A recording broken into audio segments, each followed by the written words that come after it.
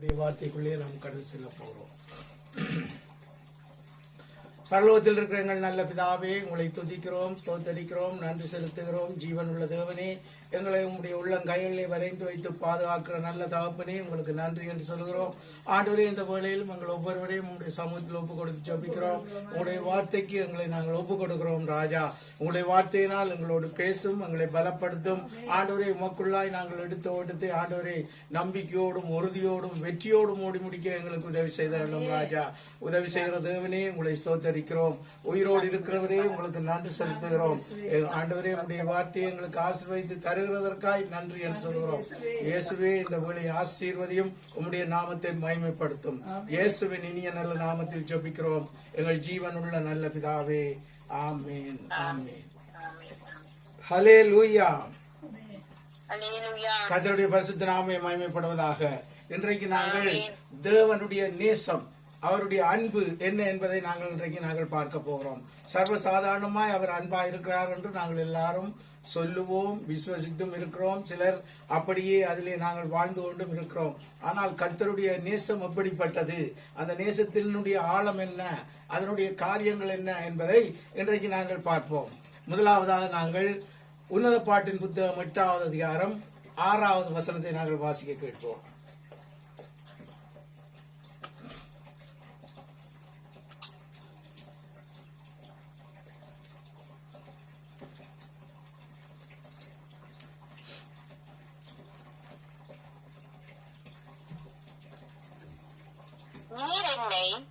நீர் என்னை உமது இருதயத்தின் மேல்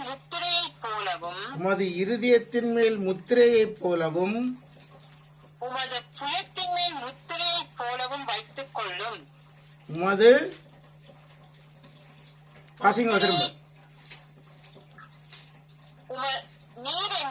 நீர் என்னை உமது இருதயத்தின் மேல் முத்திரையைப் போலவும் ஆமென் உமது புயத்தின் மேல் முத்திரையைப் போலவும் வைத்துக் கொள்ளும். உமது புயத்தின் மேல் முத்திரையைப் போலவும் வைத்துக் கொள்ளும். ஆமென். நேசம் மரணத்தைப் போல் வலிது, நேசம் மரணத்தைப் போல் வலிது. நேச வைராக்கியம் பாதாளத்தைப் போல் கொடிதாயிருக்கிறது. நேச வைராக்கியம் பாதாளத்தைப் போல் கொடிதாயிருக்கிறது. அதன் தழல் அக்கினி தழலும், அதன் தழல் அக்கினி தழலும், அதன் ஜுவாலை கடும் ஜுவாலையுமாயிருக்கிறது. அதன் ஜுவாலை கடும் ஜுவாலையுமாயிருக்கிறது. ஹல்லேலூயா. அதாவது இங்கே நாங்கள் ஆண்டவருடைய நேசத்தை குறித்து நமக்கு விளக்கம் கொடுக்கப்பட்டிருக்கிறது. அதன்படி நாங்கள் பார்ப்போமா இருந்தால், அவர் தம்முடைய நேசத்திலே நம்ம என்ன செய்திருக்கிறாராம், அவருடைய இருதயத்திலே முத்திரையை போல நம்ம வைத்திருக்கிறாராம். ஹல்லேலூயா. சர்வசாதாரணமாய் முத்திரை என்றால் அதனுடைய அர்த்தம் என்னென்று கேட்டால், அது அனுமதிக்கப்பட்டது, அது ஆளுகை உள்ளது, அது நிறைவேற்றது, சகல அதிகாரத்தையும் அந்த அதற்குள்ளே கொண்டிருக்கும். ஒரு நாட்டினுடைய முத்திரை அதனுடைய அதிகாரத்தை கொண்டிருக்கிறது. நாங்கள் ரெஜிஸ்டர் பண்ணி ஒரு போஸ்டை அனுப்புவோமா இருந்தால் அந்த போஸ்டை ஒருவரும் உடைக்க முடியாது, அதை உடைக்க கூடாது, சட்டம். அதே போல இப்ப நம்ம எங்கே கர்த்தர் வைத்திருக்கிறாராம், அவருடைய இருதயத்திலே முத்திரையாக வைத்திருக்கிறாராம். ஹல்லேலூயா. அவை இப்படியாக அவர் நம்மை இருதயத்தின் மேலும், அங்கே சொல்லப்படுகிறது உமது புயத்தின் மேலும் முத்திரையைப் போலவும் வைத்துக் கொள்ளும். அவை இந்த நிலைதான் கர்த்தருடைய நேசத்தை நாங்கள் புரிந்து கொள்ள வேண்டும். எவ்வளவாக நம்மை நேசிக்கிறார் என்று, எவ்வளவாக நம்மை நேசித்தார் என்பதை நாங்கள் இதை விளங்கிக் கொள்ள வேண்டும். அதாவது தேவன் நம்மை தம்முடைய முத்திரை தம்முடைய இருதயத்தின் மேலும், அதே நேரத்தில் அவருடைய புயத்தின் மேலும் அது இருக்கும்படியாக அதை செய்திருக்கிறார். கடைசி காலத்துல நமக்கு தெரியும், எல்லாருக்கும் கையை காட்டி போட்டு போற காலம் இருக்காட்டு. அந்த காலத்திலும் நமக்கு ஒரு காரியம் இருக்குது, கர்த்தருடைய முத்திரை. ஹல்லேலூயா. நாங்கள் ஒவ்வொருவரும் கர்த்தருடைய முத்திரையை செலுத்தி கொண்டிருக்கிறோம். ஆனபடியால் நாங்கள் பயப்படவே தேவையில்லை. தேவன் எவ்வளவு நல்லவர், எவ்வளவாக இந்த காரியங்களை எல்லாம் ஒழுங்குபடுத்தி இருக்கிறார். அப்படி நாங்கள் பார்க்கின்ற பொழுது அவருடைய திட்டமும் அவருடைய நேசமும் அளவிட முடியாததா இருக்கிறது. அது மாத்திரமல்ல, வைத்துக்கொள் நேரம் உம்முடைய நேசம் மரணத்தை போல் வலிது, வலிது. நேச வைராக்கியம் பாதாளத்தை போல் கொடிதாயிருக்கிறது. அதன் தழல் அக்கினி தழலும் அதன் ஜுவாலை கடும் ஜுவாலையுமாய் இருக்கிறது. ஆகவே ஒரு காரியத்தை நாங்கள் இங்கே பார்க்கிறோம். மிகுந்த, அதாவது எப்படி அக்கினி தழல் இருக்குமோ அதுபோல நேச வைராக்கியம். நமக்கு தெரியும், அக்கினி தழல்ல கொண்டே ஒரு பொருளை புதிதாய் நாங்கள் போட்டாலே அது பத்தி எரிய ஆரம்பித்து விடும். ஏனென்றால் அது கனன்று கொண்டிருக்கிறது, வெப்பத்தை கக்கி கொண்டிருக்கிறது. அது மாதிரி இயேசு நம்மிலே நேசத்தை ஊற்றி கொண்டிருக்கிறார். அவருடைய நேசம் நம் மீது ஊற்றப்பட்டு கொண்டே இருக்கிறது. நாம் அவருடைய நேசத்தினாலே தான் சந்திக்கப்பட்டோம். அவருடைய நேசத்தினாலே தான் அவருக்கென்று பிரிக்கப்பட்டோம். அந்த நேசத்தினாலே தான் அவர் நம்மை தேடி வந்தார். ஆகவேதான் இந்த நேசத்தை குறித்து பேசும் பொழுதெல்லாம் அது அக்கினி தழல் போன்றிருக்கிறது. அவ்வளவு மரண, பாருங்கள், மரண, அந்த வசனத்தை வாசிங்க சிஸ்டர். நேச வைராக்கியம் பாதாளத்தை போல் கொடிதாயிருக்கிறது. நேச வைராக்கியம் பாதாளத்தை போல் கொடிதாயிருக்கிறது. அதன் தழல் அக்கினி தழலும், அதன் தழல் அக்கினி தழலும் அதன் ஜுவாலை கடும் ஜுவாலையுமாய் இருக்கிறது. அதன் ஜுவாலை கடும் ஜுவாலையுமாய் இருக்கிறது. நாங்கள் நினைக்கிற மாதிரி ஜுவாலை என்று சொல்லி போட்டு விடவில்லை.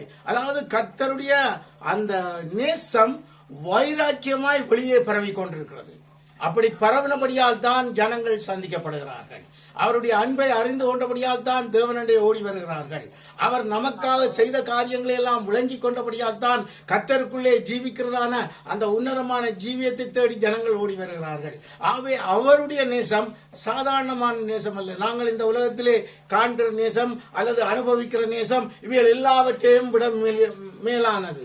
மரணத்தை போல் வலிதானது என்று சொல்லப்படுகின்ற பொழுது மரணம் எல்லாரையும் கொண்டு போய்விடும், ஒருவரையும் தப்ப விடாது. அவ்வளவு வலிதானது போல ஆண்டவருடைய நேசம் எல்லாரையும் இழுத்துக் கொள்ளும். ஹல்லேலூயா. தேவன் தம்மண்டை இழுத்துக் கொள்வார். அப்படியாக ஆண்டவர் தம்மோடு சேர்த்துக் கொள்ளுகிறதான அந்த காரியத்தை நாங்கள் விளங்கிக் கொள்ளும்படியாய்த்தான் இந்த நேசத்துக்கு இப்படியான காரியம் சொல்லப்பட்டிருக்கிறது. ஆகவே ஆண்டவருடைய பிள்ளைகளாகிய நாங்கள் உண்மையாகவே ஆண்டவரோடு கூட இணைந்து ஜீவிக்கிற ஜீவியம்.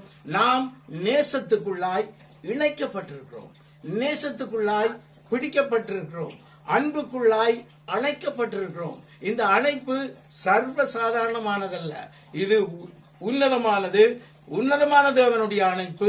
அதற்குள்ளாய் கர்த்தருடைய பிள்ளைகளாய் நாங்கள் சேர்க்கப்பட்டு நாங்கள் அவரோடு கூட வாழ்ந்து கொண்டிருக்கிறோம்.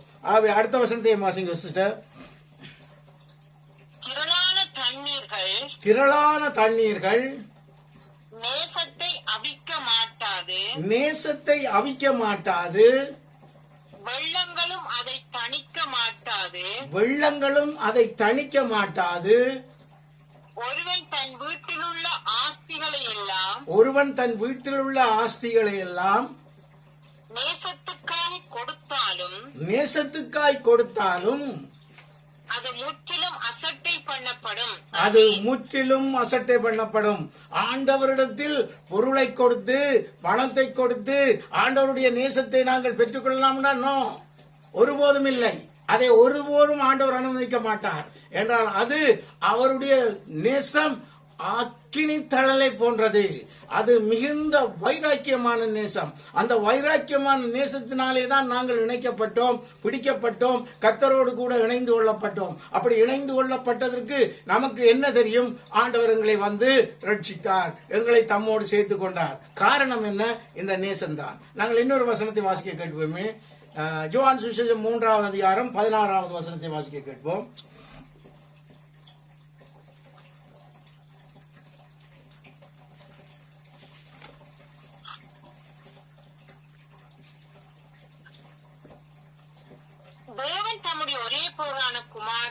தேவன் தம்முடைய ஒரே பேரான குமாரனை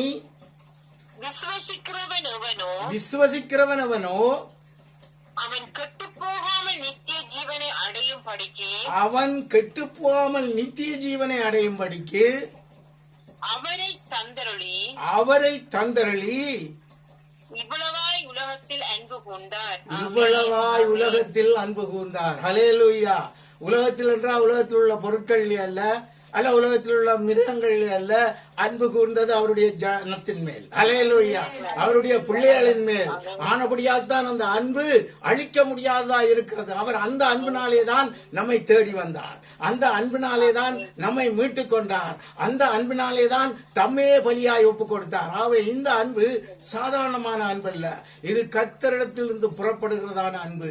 இந்த அன்புக்குள்ளாய் தான் ஒவ்வொரு பிள்ளைகளும் நாங்கள் அணைக்கப்பட்டிருக்கிறோம். இதற்குள்ளாய் நாங்கள் இருக்கின்ற பொழுது எங்களுக்கு ஒன்று தெரிய வேண்டும், எல்லா காரியத்தையும் இயேசுவின் நாமத்திலே நாங்கள் ஜெயம் பெறுவோம். ஹல்லேலூயா. எந்த காரியமும் எங்களை கீழே வீழ்த்தி விட முடியாது. ஏனென்றால் கர்த்தருடைய கரத்துக்குள் இருக்கிறோம். எங்களை உருவாக்கின தேவனுடைய கரத்துக்குள் இருக்கிறோம். அவர் எங்களுக்கு போதுமானவராய் இருக்கிறார் என்று வேதம் சொல்லுகிறது. அதை நாங்கள் விசுவசிக்கிறோம். ரட்சிக்கப்பட்டோம், கர்த்தரோடு இணைக்கப்பட்டு விட்டோம். ஹல்லேலூயா. இந்த வாழ்க்கை சாதாரணமானதல்ல. அவை உலகத்தின் மீது அவர் கொண்ட நேசத்தினால் தமது குமாரனே அனுப்பி வைத்தார். ஹல்லேலூயா. அந்த இயேசுதான் நமக்காக வந்த இயேசு. அந்த இயேசுதான் நம்மை மீட்டுக் கொண்டார். அந்த இயேசுவினாலே தான் இன்றைக்கு அவருடைய கர்த்தருடைய பிள்ளைகள் என்று சொல்லுகிறதான பாக்கியத்தை நாங்கள் பெற்றிருக்கிறோம். இந்த பாக்கியம் சர்வ சாதாரணமானதல்ல, தேவன் எங்களுக்கு கொடுத்தது. தேவனங்களிலே கொண்டிருக்கிறது. தேவனங்கள் மேல் வைத்திருக்கிறது. தேவன் எங்களுக்காய் தம்முடைய இருதயத்திலிருந்து புறப்பட பண்ணுகிறது. ஹல்லேலூயா. அந்த நேசம்தான் எங்களை தேவனண்டை இழுத்தது. நாங்கள் தேவனண்டை வந்து சேர்ந்தோம். தேவனுடையவர்களாய் ஜீவிக்கிற இந்த ஜீவியத்துக்குள்ளாய் கடந்து வந்து விட்டோம். கர்த்தருடைய பெரிதான கிருபையினால் இதற்குள்ளே நாங்கள் கடந்து வந்திருக்கிறோம். ஆகவே ஆண்டவருடைய நேசம் சாதாரணமல்ல, இதை விளங்கிக் கொள்வோம். நேசத்தினாலே வேறு பிரிக்கப்பட்டவர்கள் நாங்கள். ஹல்லேலூயா. நாங்கள் வேறு எதொன்றாலும் நாங்கள் வேறு பிரிக்கப்படவில்லை. எங்களுடைய திறமை, எங்களுடைய பணபலம் அல்லது எங்களுடைய பரம்பரை பலம் அல்ல, இவைகள் எல்லாவற்றையும் ஆண்டவர் பார்க்கவில்லை. பார்த்தது அவருடைய நேசம் எங்களை தம்மோடு சேர்த்துக் கொள்ள வேண்டும். அந்த நேசம்தான் நம்மை ஆண்டவரோடு சேர்த்தது. அவரோடு சேர்ந்து இன்றைக்கு நாங்கள் ஜீவிக்கிறோம் என்றால் ஆண்டவருடைய நேசம் எங்களை அவருக்குள்ளே வைத்திருக்கிறது. அது மாத்திரமல்ல, அது இருதயத்திலே முத்திரையாகவும் இருக்கிறது. ஹல்லேலூயா. அப்படிப்பட்ட நேசம் எங்களிலே கர்த்தர் வைத்திருக்கிறார். அந்த நேசத்தினாலே தான் கர்த்தரோடு நாங்கள் இணைந்திருக்கிறோம். ஆகவே தேவனோடு இணைந்திருக்கிறது சர்வ சாதாரணமான காரியம் அல்ல. தேவனுக்கு பிரியமாய் நாம் எங்களை ஒப்பு கொடுத்து இந்த காரியங்களுக்குள்ளாய் கடந்து வந்தோம். ஏனென்றால் அவருடைய திட்டத்தின்படி அவருடைய நேசம் இந்த உலகத்திலே கொடுக்கப்பட்டது. கொடுக்கப்பட்ட நேசத்திலே நாங்கள் என்ன செய்தோம்? ஆண்டவரோடு இணைக்கப்பட்டு விட்டோம். ஆகவே இணைக்கப்பட்டவர்களாகிய நாங்கள் தேவனோடு கூட உண்மையாகவே நம்முடைய காரியங்கள் எல்லாவற்றிலும் நமக்கு ஒரு தெளிவு இருக்க வேண்டும். நான் கர்த்தருடைய கரத்தில் இருக்கிறேன். ஹல்லேலூயா. நான் கர்த்தருடைய கரத்தில் இருக்கிறேன் என்றபடியால் நான் பயப்படவே கூடாது. என்றால் நான் பயப்படுறதுக்கு ஒன்றும் இல்லை. என்றால் தேவன் தான் என்னை தமக்கென்று வேறு பிரித்தவர். தேவன் தான் என்னை தூக்கி எடுத்தவர். தேவன் தான் பிசாசிடத்திலிருந்து புடுங்கி எடுத்தவர். தேவன் தான் அடிமைத்தனத்திலிருந்து என்னை தூக்கி எடுத்தவர். ஆகவே நான் பயப்படவே கூடாது. இனி எனக்கு ஒரு அடிமைத்தனமோ இனி சத்துருடைய தொல்லையோ எனக்கு உண்டு என்று நான் ஒருபோதும் நம்பக்கூடாது. அதை எதிர்த்தே நிற்க வேண்டும். என் தேவன் எல்லாவற்றையும் ஜெயித்து விட்டார். என் இயேசு எல்லாவற்றையும் ஜெயித்து விட்டார். ஆனபடியால் நான் எல்லாவற்றையும் ஜெயிப்பேன் என்று உறுதியோடு கூட இருக்க வேண்டும் நாங்கள். ஹல்லேலூயா. கர்த்தர் அதற்காகத்தான் நம்மை தம்முடைய அன்பினாலே வேறு பிரித்தார். ஹல்லேலூயா. நாங்கள் ஏதோ ஒன்றை கொண்டு போய் கொடுத்து அவரிடத்தில் அந்த அன்பை பெற்றுக் கொள்ளவில்லை. அவர் நம் மீது வைத்த அன்பினால் அவர் நம்மை பிரித்தெடுத்தார். ஹல்லேலூயா. அவை எவ்வளவான ஒரு காரியத்துக்குள்ளாய் நாங்கள் கடந்து வந்திருக்கிறோம். நாங்கள் இன்னொரு வார்த்தையை வாசிக்க கேட்போம். ரோமர் 8வது அதிகாரம் 35, 36 முதல் வாசிங்க. 35 முதல் வாசிங்கள்.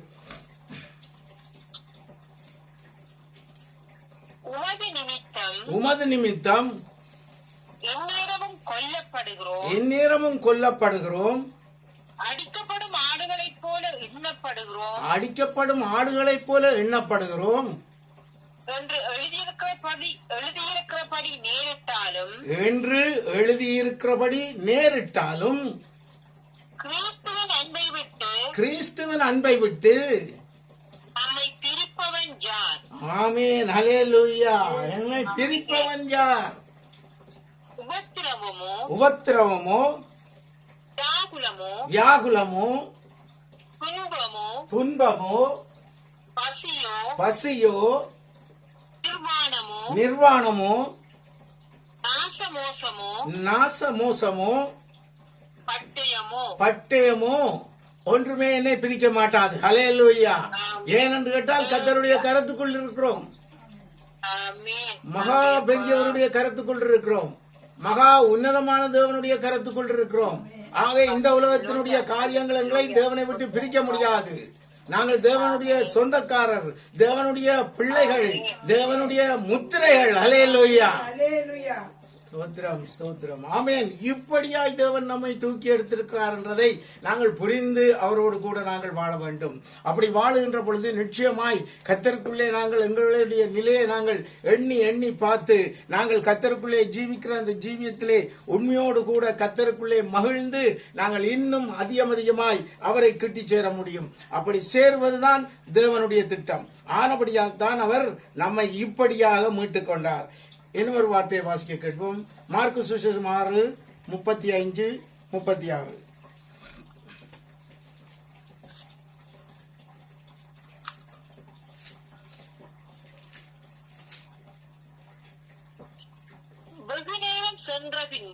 வெகு நேரம் சென்ற பின்பு வாசிங்க சிஸ்டர், வாசிங்க. சரியா தான் வாசிக்கிறீங்க. அவருடைய சீஷர்கள் அவரிடத்தில் வந்து, இது வனாந்தரமான இடம், வெகு நேரமும் ஆயிற்று, புசிக்கிறதுக்கு இவர்களிடத்தில் ஒன்றுமில்லை. ஆகையால் இவர்கள் சுற்றி இருக்கிற கிராமங்களுக்கு ஊருக்கும் போய் தங்களுக்காக அப்பங்களை வாங்கிக் கொள்ளும்படி இவர்களை அனுப்பிவிட வேண்டும் என்றார்கள். இவர்கள் யாரிடத்தில் வந்தவர்கள்? தேவாதி தேவனிடத்தில். அந்த தேவன் எப்படிப்பட்ட தேவன்? அன்பான தேவன். அங்கே அவர்கள் வந்து சொல்லுகிறார்கள், இவர்களுக்கு அப்பவும் இல்லை, ஒன்றும் இல்லை. ஹல்லேலூயா.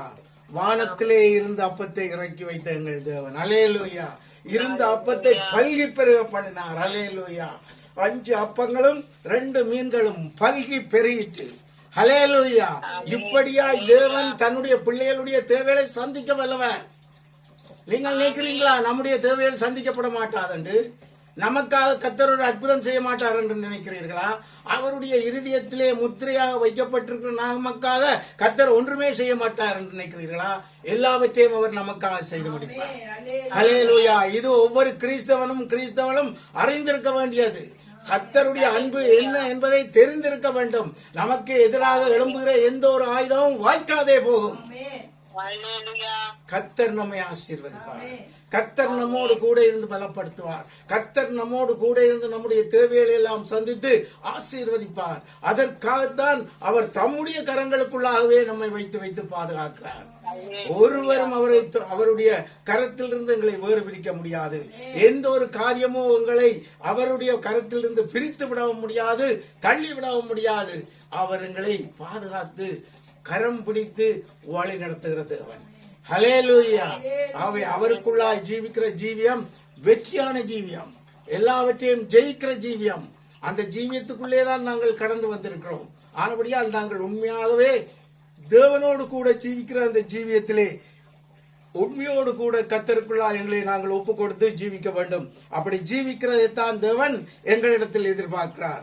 ஆகவே எந்த பிரச்சனையா இருந்தாலும் ஒன்று நமக்குள்ளே தெளிவாக இருக்க வேண்டும். என் இயேசு எனக்குள் இருக்கிறார். எந்த பிரச்சனையும் என்னை மேற்கொள்ள முடியாது. எந்த உபத்திரவமோ, எந்த நாசமோ, எந்த மோசமோ எங்களை மேற்கொள்ள முடியாது. ஏனென்றால் கர்த்தருக்குள்ளாய் நாங்கள் காக்கப்படுகிறவர்கள். ஆகவே உண்மையோடு கூட ஆண்டவருக்குள்ளே நாங்கள் உறுதியா இருக்கிறோம் என்றால் தான் அவருக்கு இன்னும் சந்தோஷம்.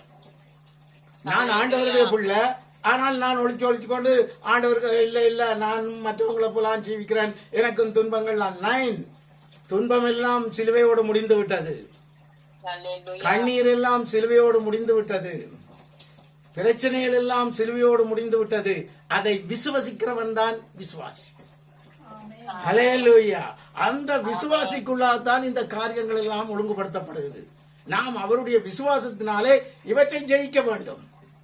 அது எப்படிப்பட்ட காரியமா இருந்தாலும் கர்த்தருக்குள்ளாய் நாங்கள் ஜெயிக்கிறது, கர்த்தரே நம்மோடு கூட இருக்கிறார். நாங்கள் சண்டை பிடிக்க வேண்டும் என்றல்ல, ஆண்டவரே இவர்களுடைய பிரச்சனையை உங்களுடைய சமூகத்தில் வைக்கிறேன், இதை நிறுத்திவிடும், இதை தீர்த்துவிடும், இந்த காரியம் எனக்கு நடக்க வேண்டும். இதுதான் நாங்கள் செய்ய வேண்டிய வேலை. கர்த்தரை நோக்கி ஜெபியுங்கள் என்ற எண்ணத்துக்காக சொல்லி தந்தது. எங்களுடைய தேவைகளை அவரிடத்தில் கேட்கும்படிதான், எங்களுடைய காரியங்களை அவருக்கு சொல்லும்படிதான். ஆகவே நாங்கள் எல்லா காரியங்களிலும் கர்த்தரிடத்தில் நாங்கள் சொல்லி நாங்கள் அமைதியாகவும் ஆறுதலாக இருக்கவும் பழகிக் கொள்ள வேண்டும். விசுவாசி பதறான். ஹல்லேலூயா. விசுவாசி பதறான். அவன் பதற வேண்டிய அவசியம் இல்லை. எல்லா காரியங்களையும் செய்து முடித்த இயேசு எங்களுக்குள்ளே இருக்கிறார். அதை நாங்கள் அந்த வெற்றிகளை எடுத்துக் கொள்ளுகிறதும் அந்த வெற்றிகளை நமதாக்கிக் கொள்ளுகிறதும் தான் நமக்கு தேவன் தந்துள்ள காரியங்கள். அதை பிடித்துக் கொண்டு ஆண்டவரோடு இணைந்து வாழ நாங்கள் பழகிக் கொண்டால் நாங்கள் உண்மையாகவே கர்த்தருடையவர்கள். கர்த்தரும் நம்மை பார்த்து மகிழ்ச்சி அடைவார். என் பிள்ளை என்னில் விசுவாசமாயிருக்கிறான், என் பிள்ளை என்னை தவிர மற்றவைகள் எதையும் அவன் மதிக்கவில்லை, நான் தான் அவனுக்கு ஒருவர். ஆகவே அந்த உணர்வோடு கர்த்தரும் என்ன செய்வார்? நமக்காக எல்லா காரியங்களையும் செய்து முடிப்பார்.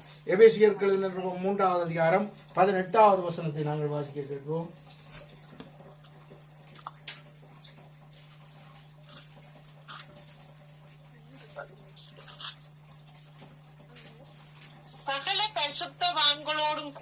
சகல பரிசுத்தவான்களோடும் கூட கிறிஸ்துவனுடைய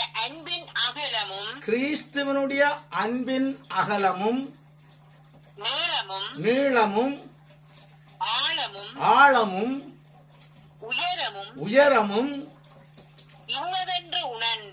இன்னதென்று உணர்ந்து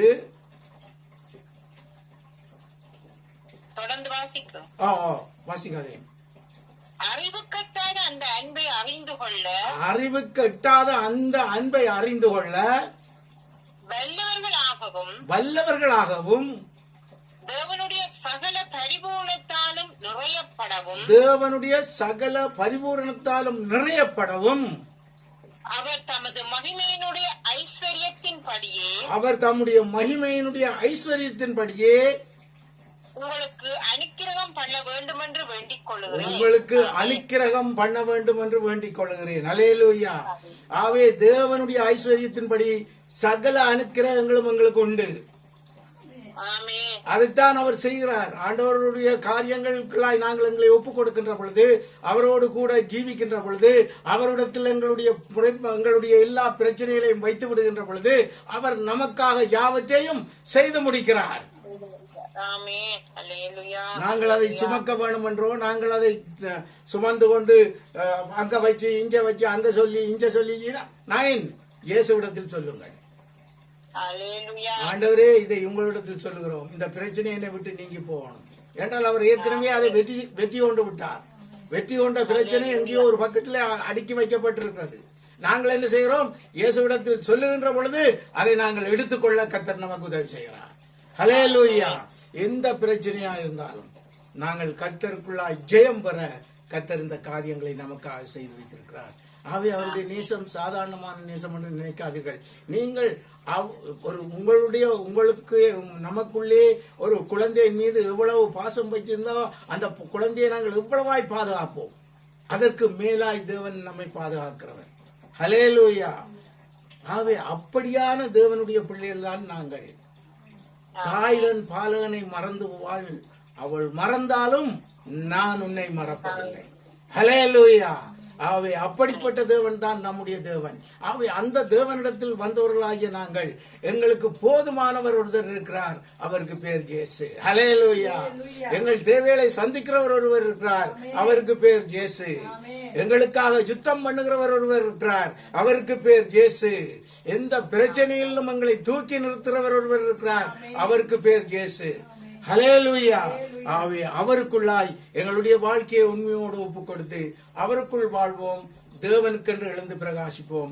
தேவன் தாமே நம் ஒவ்வொருவரையும் ஆசீர்வதிப்பாராக. விசுவாசத்தோடு நாம் கர்த்தருக்குள் வாழ்ந்து பெறுவோம். நாம் வளம் கேட்பதில் ஜெபம் பண்ணி காரியங்களுக்குள்ளாய் கடந்து செல்வோம். தேவன் தந்த வார்த்தைகளுக்காய் நாங்கள் நன்றி செலுத்தி நாங்கள் ஜெபம் பண்ணுவோம். பரிசுத்தரே உங்களை துதிக்கிறோம், சோதரிக்கிறோம். ஆண்டவரே உங்களுக்கு நன்றி செலுத்துகிறோம் ராஜா. ஆண்டவரே எங்களுக்கு தந்த வார்த்தைகளுக்காய் உங்களை சோதரிக்கிறோம், துதிக்கிறோம். உங்களுடைய வார்த்தையினால் எங்களை பலப்படுத்திய தேவனே உங்களை துதிக்கிறோம். ஆண்டவரே இன்னுமா எங்களை உறுதிப்படுத்தி நாங்கள் உங்களுடையவர்கள் என்பதை விளங்க பண்ணின தேவனே அப்பா உங்களை சோதரிக்கிறோம், துதிக்கிறோம், நன்றி என்று சொல்கிறோம் ராஜா. கர்த்தாவே உம்முடைய கிருபையின் கரங்களுக்குள்ளா எங்களை ஒப்புக் கொடுக்கிறோம் ராஜா. ஆண்டவரே எங்கள் ஒவ்வொருவரையும் நீங்கள் நாமே காத்து வழிநடத்தி வருகிற தயவுக்காய் நன்றி ராஜா. உம்முடைய அன்பினால் எங்களை உமக்கென்று வேறுவித்த தேவனே உமக்காக என்று நாங்கள் நன்றி செலுத்துகிறோம் ராஜா. எங்களை தேடி வந்து மீட்டுக் கொண்ட நல்ல தகப்பனே உங்களுக்கு நன்றி என்று சொல்லுகிறோம் ராஜா. உம்முடைய அன்புக்காய் கோடான கோடி ஸ்தோத்திரம், ஸ்தோத்திரம், ஸ்தோத்திரம். இயேசுவின் நாமத்தில் பிதாவே, ஆமீன், ஆமீன். இந்த வேளையிலும் நம்முடைய பிள்ளைகளுக்காக ஜெபம் பண்ணுவோம். கர்த்தர் அவர்களுடைய தேவைகள், போக்குவரத்து, இனிமாய் அவர்கள் கையடி செய்கிற காரியங்கள் யாவற்றிலும் அவருடைய கரம் கூட இந்த அவர்களை ஆசீர்வைத்து காத்து வழி நடத்தும்படியாய் நாம் எல்லோருமாக ஜெபம் பண்ணுவோம். பரலோகத்தில் இருக்கிற எங்கள் நல்ல பிதாவே உங்களை துதிக்கிறோம், சோதரிக்கிறோம். பரிசுத்தரே உங்களுக்கு நன்றி செலுத்துகிறோம். நன்றி பிதாவே, நன்றியோடு துதிக்கிறோம், துதிக்கிறோம், துதிக்கிறோம், துதிக்கிறோம். துதிக்க பெரிய காரியங்களை செய்வதற்காய் நன்றி சொல்கிறோம். பரிசுத்த தேவனே, பரலோகத்தின் தேவனே, மகிமையின் தேவனே அப்பா உங்களை சோதரிக்கிறோம், நன்றி என்று சொல்லுகிறோம் ராஜா. கர்த்தாவே ஒவ்வொரு பிள்ளைகளையும் உங்களுடைய கிருபையினால் மூடிக்கொள்ளும் ராஜா. அவர்கள் போக்கையும் வரத்தையும் ஆசீர்வதியும் ராஜா. கையிட்டு செய்கிற காரியங்களை ஆசீர்வதியும் ராஜா. இன்னுமாய் அவர்களுடைய திருமணங்களுக்காக ஜெபிக்கிறோம் ராஜா. உங்களுடைய கரம் அவர்களுக்கு ஏற்ற துணையை கட்டளையிட்டு ஆசீர்வைத்து தரும்படியாக ஜெபிக்கிறோம். ஆண்டவரே உங்களுடைய சமூகத்தில் அவர்களை ஒப்புக் கொடுக்கிறோம் அப்பா. எல்லா காரியங்களையும் செவ்வையாய் செய்து முடித்து ஆசீர்வைத்து தருகிறதற்காய் நன்றி என்று சொல்லுகிறோம் ராஜா. கர்த்தாவே பிள்ளைகளுக்காக ஜெபிக்கிறோம். அவர்கள் ஒவ்வொருவரையும் உங்களுடைய கிருபையின் கரங்களுக்குள்ளாய் ஒப்புக் கொடுக்கிறோம். அவர்கள் ஒவ்வொருவரும் தேவ கிருபையிலும் மனித தயவிலும் நல்ல ஞானத்திலும் புத்தியிலும் அறிவிலும் நல் விவேகத்திலும் நல்ல ஆரோக்கியத்திலும் நல்ல ஆவியிலும் சிறந்து வளர்ந்து விருத்தி அடைந்து அதிகமாய் உங்களுக்குள் வளர்ந்து பெருக கிருபை செய்தோம். இயேசுவின் நாமத்திலே பிள்ளைகளை நாங்கள் ஆசீர்வதிக்கிறோம். எங்கள் ஆண்டவராகிய இயேசுவின் நாமத்திலே பிள்ளைகளை நாங்கள் ஆசீர்வதிக்கிறோம். கர்த்தராகிய இயேசுவின் நாமத்திலே பிள்ளைகளை நாங்கள் ஆசீர்வதிக்கிறோம். நன்றி பிதாவே, நன்றியோடு துதிக்கிறோம், ஸ்தோத்தரிக்கிறோம். இயேசுவின் நாமத்தில் பிதாவே, ஆமென், ஆமென். இப்பொழுது இஸ்ரவேலருக்காகவும் அவருடைய ரட்சிப்புக்காகவும் நாங்கள் ஜெபம் பண்ணுவோம். கர்த்தர் தாமே அவர்களை ரட்சித்து அவர்களை ஆசீர்வதித்து காத்துக் கொள்ளும்படியாய் நாங்கள் ஜெபம் பண்ணுவோம். பரலோகத்தில் இருக்கிற எங்கள் நல்ல பிதாவே உங்களை துதிக்கிறோம், சோதரிக்கிறோம். அன்பு ரட்சகரே, அதிசயமான கர்த்தரே உங்களை சோதரிக்கிறோம். சர்வலோக அதிபதியே, எங்களுக்காக எல்லாவற்றையும் சிலுவையிலே செய்து முடித்த இயேசுவே உங்களை நன்றி, நன்றி, நன்றி என்று சொல்லி துதிக்கிறோம் ராஜா. இந்த வேளையிலும் ராஜா பிள்ளைகளுடைய கிருபையின் கரங்களுக்குள்ளாய் ஒவ்வொரு க்ஷணப்பொழுதும் வளர்ந்து பெருக கிருபை செய்தோம் ராஜா. இயேசுவின் நாமத்திலே பிள்ளைகளையும் நாங்கள் ஆசீர்வதிக்கிறோம். எங்கள் ஆண்டவராகிய இயேசுவின் நாமத்திலே பிள்ளைகளையும் நாங்கள் ஆசீர்வதிக்கிறோம். எங்கள் ஆண்டவராகிய இயேசுவின் நாமத்திலே பிள்ளைகளையும் நாங்கள் ஆசீர்வதிக்கிறோம். நன்றி பிதாவே, நன்றியோடு துதிக்கிறோம், சோதரிக்கிறோம். இயேசுவின் இனிய நல்ல நாமத்தில் பிதாவே, ஆமென். இந்த வழியில் இஸ்ரவேலருக்காக ஜெபம் பண்ணுவோம். அவருடைய ரட்சிப்புக்காக நாங்கள் ஜெபம் பண்ணுவோம்.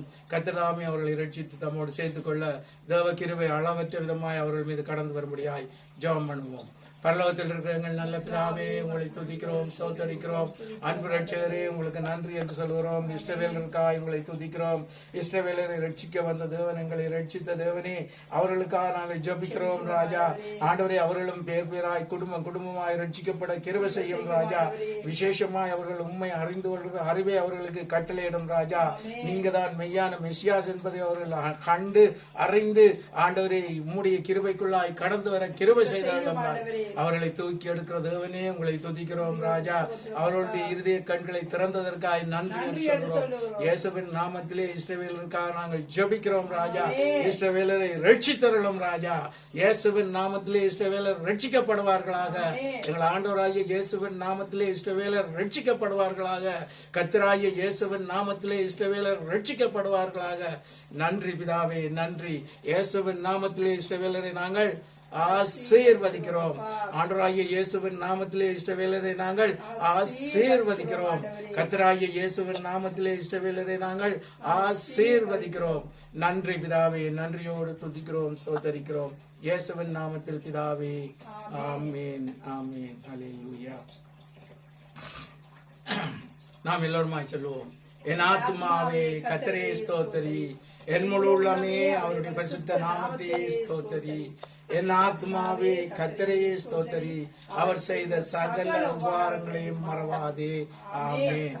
கர்த்தராகிய இயேசு கிறிஸ்துவின் கிருபையும் பிதாவினுடைய அன்பும் பரிசுத்த ஆவியானவர் ஐக்கியமும் வழிநடத்தலும் நம் அனைவரோடும் என்றென்றும் எப்பொழுதும் கூட இருப்பதாக. ஆமென். கர்த்தர் நம்மை ஆசீர்வதித்திருக்கிறார். நாங்கள் ஒருவரை ஒரு வாழ்த்தி நாம் கடன் செல்வோம். God bless you. God bless you.